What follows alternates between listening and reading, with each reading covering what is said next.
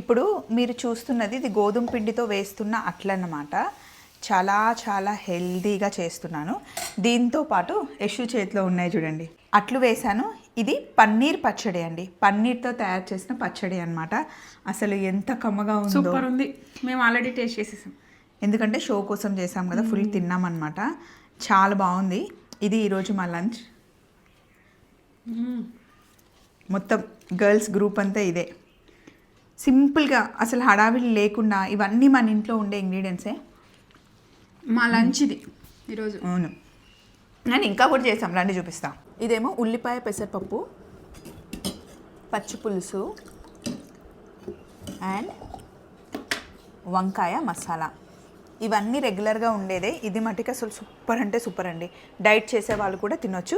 పెసరట్టు వేసుకొని దాంతోపాటు పన్నీర్ పచ్చడి తప్పకుండా ట్రై చేయండి. ఇందాకే షూట్ చేసాం కదా, ఎడిట్ చేసి అప్లోడ్ చేయడానికి ఒక 2 days పడుతుంది. 2 daysలో రెసిపీ అయితే వచ్చేస్తుంది. ఇందుకీ మీ లంచ్ అయిందా? ఇదే ఈరోజు మా లంచ్.